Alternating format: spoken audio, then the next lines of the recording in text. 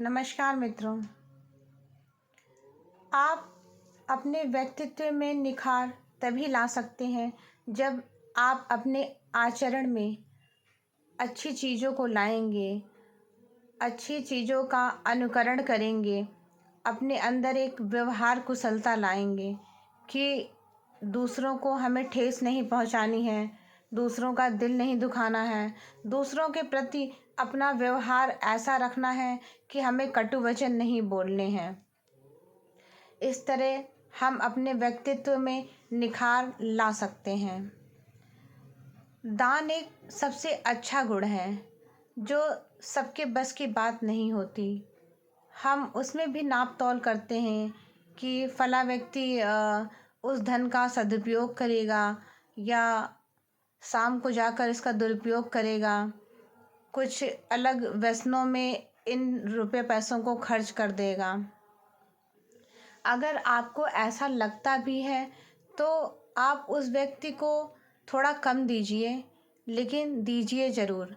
अगर आप देने की प्रवृत्ति बना लेते हैं और अपने मन में यह विचार करते हैं कि हमारे द्वार पर कोई भी खड़ा व्यक्ति खाली हाथ नहीं जाएगा, निसंकोच, यह आपके व्यक्तित्व में दयालुता के भाव को न सिर्फ समायोजित करेगी बल्कि संपूर्ण मनुष्य हितैषी और जन हितैषी व्यक्तित्व का निर्माण करेगी, जिससे आप भविष्य में जाकर एक अच्छे व्यक्ति बन जाएंगे और सबके प्रति दयालुता व सहानुभूति का भाव रखेंगे, किसी का निरादर और अपमान नहीं करेंगे और दूसरों को अपमानित करने से बचेंगे।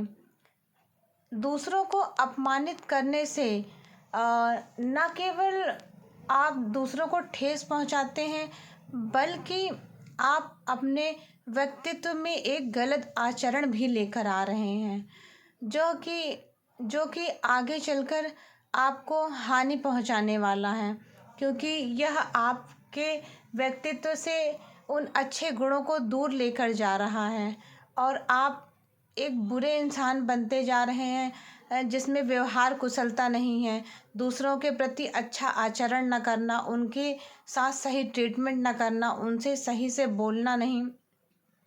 आखिर अगला इंसान आपसे चाहता क्या है?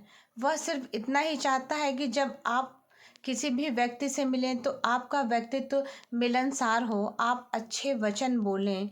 हर इंसान धनदौलत नहीं होता और ना ही आपसे पैसे की डिमांड करता है, लेकिन यह आपका व्यक्तित्व है, यह आपका आचरण है, जैसा कि आपने शुरू से पालन किया होता है वह आपके व्यक्तित्व का भाग बन जाता है और आप उसे ही अनुकरण करते रहते हैं। यह सब बातें हमारे अंदर बचपन से ही समायोजित की जानी चाहिए। यह सभी माता पिता को अपने बच्चों को सिखाना चाहिए कि हमें देना सीखना है, किसी का दिल नहीं दुखाना है और किसी भी इंसान को अपने द्वार से लौटने नहीं देना है। इन अच्छे गुणों का विकास करके हम अपने व्यक्तित्व का विकास कर सकते हैं और यह ज़रूरी नहीं कि वह व्यक्ति जितना मांगे आप उसे उतना दे दीजिए। आपकी जितनी सामर्थ्य हो आप उसकी उतनी ही मदद कीजिए, क्योंकि सामर्थ्य से जाकर ज़्यादा बाहर मदद करना यह कुछ उदारवादी लोगों का ही हृदय ऐसा हो सकता है। यह सबके बस की बात नहीं, क्योंकि कर्ण हर व्यक्ति नहीं हो सकता जो अपना कवच कुंडल उतार कर अपने पिता सूर्य को दे दें। तो हर इंसान कर्ण नहीं बन सकता, तो इसीलिए उन्हें दानवीर कर्ण की उपाधि दी गई है। इस तरह का त्याग हर इंसान के बस की बात नहीं, लेकिन इस तरह से हमारे व्यक्तित्व में निखार आएगा जब हम देना सीखेंगे, दूसरों के प्रति अच्छा व्यवहार करना सीखेंगे, तब हमारे व्यक्तित्व में निखार आएगा। और जो हम किसी व्यक्ति को देखकर कहते हैं कि यह व्यक्ति बहुत सीधा है, बहुत मासूम है, तो वह व्यक्ति सीधा मासूम क्यों नज़र आता है? क्योंकि उस व्यक्ति का व्यवहार अच्छा होता है, वह दूसरों के प्रति अच्छा व्यवहार करता है, भले ही दूसरे व्यक्ति उसके साथ अच्छा व्यवहार न करें। तो जो भी उसके आचरण में होता है वो उसके चेहरे पर भी हमें दिखाई देता है।